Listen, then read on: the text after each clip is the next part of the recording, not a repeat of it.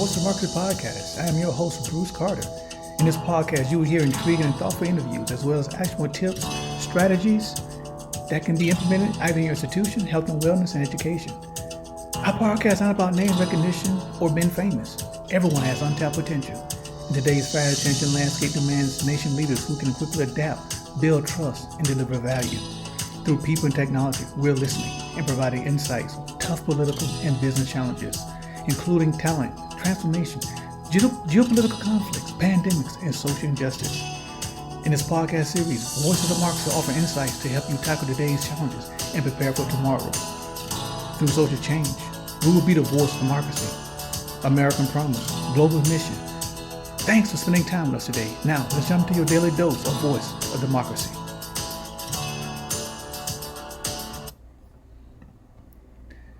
Today's highlight, I will focus on U.S. child labor, a persistent issue in the land of opportunity.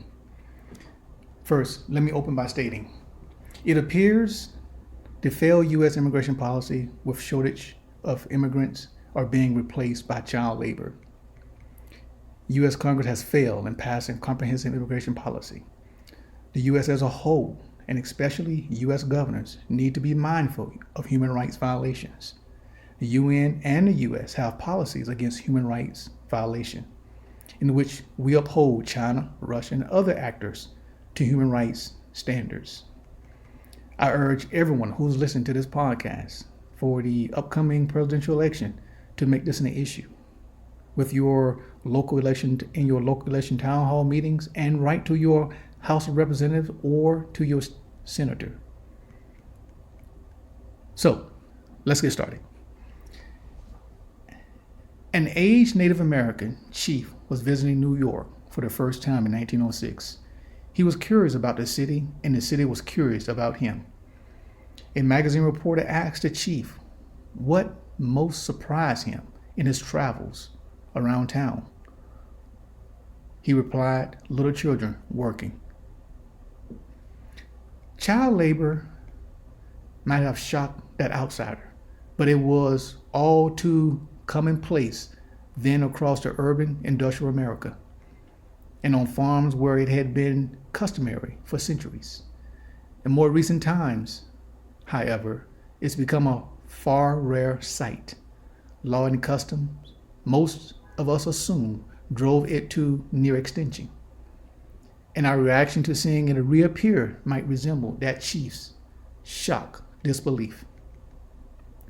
The United States has long been a destination for immigration seeking a better life, but its immigration policies have often sparked controversial and debates. In recent years, one of the most concerning aspects of U.S. immigration policy has been its impact on children. The treatment of immigrant children at the U.S. border, if some of us can recall, and within the country has raised questions about the nation's moral compass and the long-term consequences of these policies. One of the most troubling incidents in recent U.S. immigration history was the separation of families at the border. If you recall, in 2018, the zero tolerance policy under the Trump administration led to the separation of thousands of children from their parents. This policy aimed to prosecute all illegal border crossings, which meant that even parents seeking asylum were drained and their children were taken away. The consequence of these policies were there. Children were left traumatized, often not knowing when or if they will be reuniting with their families. The images of children held in detention facilities, sometimes in overcrowded and unsanitary conditions, shocked the world. While this policy was eventually rescinded, it left lasting scars on many families and raised questions about the U.S. government's treatment on vulnerable children. So, does this mean we better get used to it? Since child labor is making a comeback with a vengeance, a striking number of lawmakers are undertaking concerted efforts to weaken our repeal statutes that have long prevented, or at least seriously inhibited, the possibility of exploiting children. Take a breath and consider this. The number of kids at work in the United States increased by 37% between 2015 and 2022. During the last 2 years, 14 states have either introduced or enacted legislation rolling back regulations that govern the number of hours children can be employed, lowered the restrictions on dangerous work, and legalizing sub-minimum wages for youth. The state of Iowa now allows those as young as 14 to work in industrial laundries. At age 16, they can take jobs in roofings, construction, excavation, and demolition, and can operate power-driven machinery. 14 years old can now even work night shifts, and once they hit 15, can join assembly lines. All of this was, of course, prohibited not so long ago. Legislators offer factitious justifications for such intrusions into long settled practices. Working, they tell us, will get kids off their computers or video games or away from the TV. Or it will strip the government of power to dictate what children can and can't do, leaving parents in control. A claim already transformed into fantasy by efforts to strip away protective legislation and permit 14-year-old kids to work without formal parental permissions. In 2014, the Coyote Institute, a right-wing think tank, published a case against children labor prohibitions, arguing that laws stifle opportunity for poor and especially black children. The Foundation of Government Accountability, a think tank funded by a range of wealthy conservative donors, including the DeVos family. Some of you may know that name by the last administration Secretary of Education, Betsy DeVos. Her family has spearheaded efforts to weaken child labor laws in America for Prosperity. The billionaire Koch brothers Foundation has joined in. Nor are these assaults confined to red states like Iowa or South Carolina. Maine, Michigan, Minnesota, and New Hampshire, as well as Georgia and Ohio, have been targets too. Even New Jersey passed a law in the pandemic years temporarily raising the permissible work hours for 16 to 18-year-olds. The blunt truth of the matter is that child labor pays and is fast becoming remarkable, ubiquitous. It is an open secret that fast food chains have employed underage kids for years and simply treat the occasional fines or doing so as part of the cost of doing business. Children as young as 10 have been toiling away in such pit stops in Kentucky, and older ones working beyond the hourly limits prescribed by law. Roofers in Florida and Tennessee can now be as young as 12. Climate change disasters has also been a known fact for child labor in rebuilding those towns and cities been hit by natural disaster due to climate change. Recently, the Labor Department found more than 100 children between the ages of 13 and 17 working in meatpacking plants and slaughterhouses in Minnesota and Nebraska. And those were anything but fly-by-night operations. You may have read about this somewhere. Companies like Tyson Foods and Packer Sanitation Services, owned by Blackstone, the world's largest asset management firm, were also on the list. At this point, virtually the entire economy is remarkably open to child labor. Garment factories and auto parts manufacturers supplying food. And places like supplying Ford and General Motors employ immigrants, kids, some for 12 hours a day. Many are compelled to drop out of school just to keep up. In a similar fashion, Hyundai and Kia supply chains depend on children working in Alabama. As the New York Times once reported last February, helping breaking the story of the new child labor market, underage kids, especially migrants, are working in cereal packing plants and food processing factories. In Vermont, illegals, because they are too young to work, operate milking machines. Some children help make J. Crew shirts in Los Angeles, bake rolls for Walmart, or work producing Fruit Balloons socks. Danger lurks, America. America is a notoriously unsafe place to work, and the accident rate for child labor is especially high, including a chilling inventory of shattered spines, amputations, poisonings, and disfiguring burns. A journalist by the name of Hannah Dyer has called it a new economy of exploitation, especially when it comes to migrant children. A Grand Rapids, Michigan school teacher observing the same predicament remarked, "You are taking children from another country and putting them almost in an industrial servitude." Child labor has deep historical roots in the United States. During the 19th and earlier 20th centuries, children as young as 5 or 6 years old were commonly employed in factories, mines, and other hazardous workplaces. The consequences were devastating, as young lives were put at risk and their education and development were stunted. The Progressive Era brought about significant changes in labor laws and regulations, culminating in the Fair Labor Standards Act of 1938.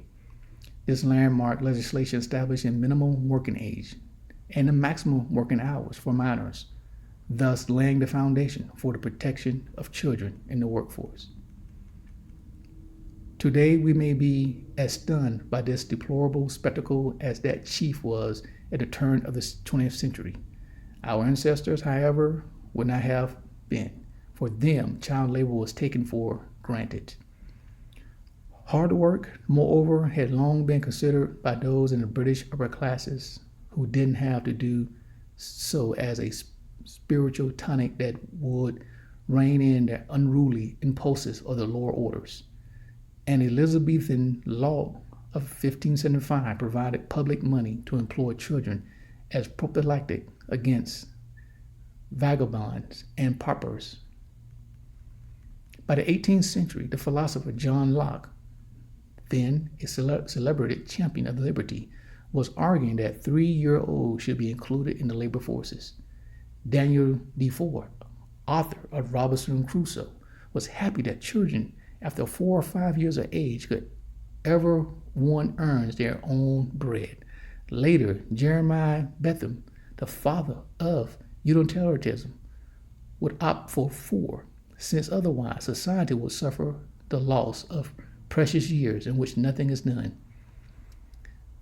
Nothing for industry, nothing for improvement, moral or intellectual.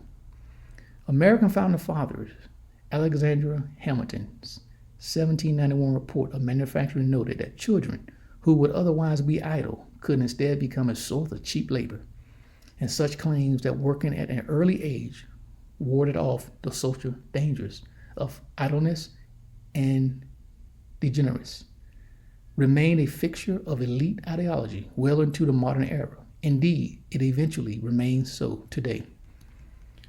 When industrialization began in earnest during the first half of the 19th century, observers noted that work in new factories, especially textile mills, was better done by little girls of 6 to 12 years old. By 1820, children accounted for 40% of the mill workers in 3 New England states. In that same year, children under 15 made up 23% of the manufacturing labor force, as much as 50% of the production of cotton textile. And such numbers would only soar after the Civil War. In fact, children of ex-slaves were effectively re-enslaved through onerous apprenticeships arrangements. Meanwhile, in New York City and other urban centers, Italian padrones expedited the exploitation of immigrant kids while treating them brutally. Even then, Bohemian-minded, anti-immigrant New York Times took offense. The world has given up stealing men from the African coast only to kidnap children from Italy. Between 1890 and 1910, 18% of all children between the ages of 10 and 15, about 2 million young people, worked, often 12 hours a day, 6 days a week. Their job covered the waterfront, all too literal, as, under the supervision of padrones, thousands of children sucked oysters and picked shrimp. Kids were also street messengers and newsies. They worked in offices and factories, banks and brothels. They were breakers and trappers in poorly ventilated coal mines, particularly dangerous and unhealthy jobs. In 1900, Out of 100,000 workers in textile mills in the South, 20,000 were under the age of 12. City orphans were also shipped off to labor in the grassroots of the Midwest. Thousands of children stayed home and helped their families turn out clothing for sweatshops manufacturers. Others packed flowers in ill-ventilated tenants. One 7-year-old explained that I like school better than home. I don't like home. There's too many flowers. And down on the farm, the situation was no less grim. As children as young as 3 worked hauling berries. Clearly, well into the 20th century, industrial capitalism depended on the exploitation of children who were cheaper to employ, less able to resist, and until the advent of more sophisticated technologies, well suited to deal with relative simple machinery then in place. Moreover, the authority exercised by the boss was in keeping with the era patriarch assumptions, whether in family or even in the largest of the overwhelming family-owned new industrial firms of the time like Andrew Carnegie, steelworkers, and such family capitalism gave birth to the perverse alliance of boss underlining that transformed children into miniature wage laborers. Meanwhile, working class families were also severely exploited that they desperately needed the income of their children. As a result, in Philadelphia around the turn of the century, the labor of children accounted for between 28% and 33% of the household income of native-born two-parent families. For Irish and German immigrants, the figures were 46% and 35%, respectively. Not surprisingly, then working-class parents often opposed proposals for child labor laws. As noted by Karl Marx, the worker was no longer able to support himself, so now he sells his wife and child. He becomes a slave dealer. Nonetheless, resistance began to mount. The socialist and muckraker photographer Louis Hine scandalized the country with heart-wrenching pictures of kids slaving away in factories and down in the pits of mines. He got into such places by pretending to be a Bible salesman. Mother Jones, the militant defender of labor organizing, led a children's crusade in 1903 on behalf of 46,000 striking textile workers in Philadelphia. 200 children work delegates showed up at the President Teddy Roosevelt's Oyster Bay, Long Island, residence to protest, but the president simply passed the buck, claiming that child labor was a state matter, not a federal one. Here and there, kids tried running away. In response, owners began surrounding their factories with barbed wire or made the children work at night. Their fear of the dark might keep them from fleeing. Some of the 146 women who died in the infamous Triangle Shirtwaist Factory fire in 1911, the Manhattan's Greenwich Village, the owners of that garment factory had locked their doors, forcing and trapped workers to leap to their deaths from the upper floor windows. Whereas young as 15, that tragedy only added to a growing fury over child labor. A National Child Labor Committee was formed in 1904. For years, it lobbied states to outlaw or at least rein in the use of child labor.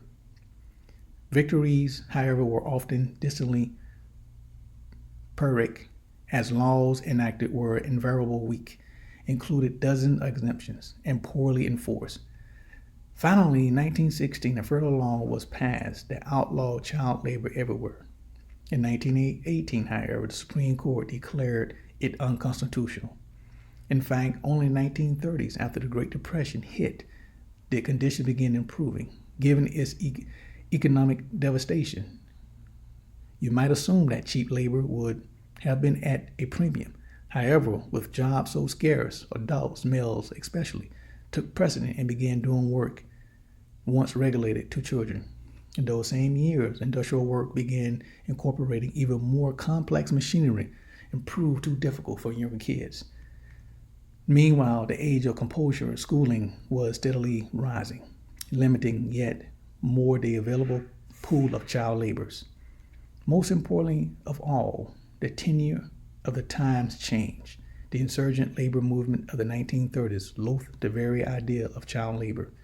Unionized plants and whole industries were no-go zones for capitalists looking to exploit children. And in 1938, with the support of organized labor, President Franklin Roosevelt's New Deal administration finally passed the Fair Labor Standards Act that, at least in theory, put an end to child labor, although it exempted the agriculture sector in which such a workforce remained commonplace. Moreover, Roosevelt's New Deal transformed the national zeitgeist, a sense of economic and a newfound respect for the working class, and a bottomless suspicion of the corporate caste made child labor seem particularly repulsive. In addition, the New Deal ushered in a long era of prosperity, including rising standards of living for millions of working people who no longer needed the labor for children to make ends meet. It's all the more astonishing to discover that a plague once thought vanished lives again. American capitalism is a global system. Its network extends virtually everywhere. Today, there are an estimated 152 million children at work worldwide. Not all of them, of course, are employed directly or even indirectly by the U.S. firms. But they should certainly be a reminder of how deeply retrogressive capitalism has once again become both here at home and elsewhere across the planet. Boasts about the power of wealth in the American economy are part of our belief system and elite rhetoric. However, life expectancy in the United States is a basic measure of social retrogression. Has been relentless, declining for years. Healthcare is not only unaffordable for millions, its quality has become second rate at best if you don't belong to the top 1%. In a similar fashion, the country's infrastructure has long been in decline, thanks to both its age and decades of neglect. Think of the United States then as a developed country now in throes of undevelopment, and in that context, the return of child labor is deeply symptomatic. Even before the Great Recession that followed the financial implosion of 2008, standards of living had been falling, especially for millions of working people laid low by decades of long tsunami of deindustrialization. The recession, which officially lasted until 2011, only further exacerbated the situation. It put added pressure on labor costs, while work became increasingly precarious, ever more stripped of benefits and non-unionized. Given the circumstances, why not turn to yet another source of cheap labor? Children, right? The most vulnerable among them come from abroad, migrants from the global south, escaping failing economies, often traceable to American economic exploitation and domination. If this country is now experiencing a border crisis, it is in origins lie on the side of the border. The COVID-19 pandemic of 2020 to 2022 created a brief labor shortage, which became a pretext for putting kids back to work, even in the return of child labor actually predated the disease. Consider such child workers in the 21st century as a distinct sign of social pathology. The United States may still bully parts of the world by endlessly showing off its military might at home, however, it is sick. Here are my final thoughts. While child labor in the United States has significantly decreased over years, it remains a pressing concern. The protection of children in the workforce is a more imperative, and the nation must continue to evolve its laws, regulation, and enforcement mechanism to ensure that all children are safe, have access to education, and are given opportunity to thrive. Only through collective efforts can we fully address the issue of child labor and build a brighter future for younger members of our society. If you want to know how you can report any abuse of child labor, please contact your local state labor office. Just go to your search engines and type in state labor office, whatever state you may be in. All discussion with them, including complaints, are free and confidential. Your name and the nature of the complaint will not be disclosed. This is serious, and I ask everyone, please pay attention to this, and please ensure that you come this upcoming election, you echo your voice. And as we get ready to close, I'd like to thank you for listening. This podcast was brought to you by the People First Consulting, Voice of Democracy. For more information about People First Consulting, Voice of Democracy, please visit our website at www.pfcworks.com. American Promise, Global Mission. Thank you for tuning in and listening today. Until next time, please be safe, stay informed, and live well.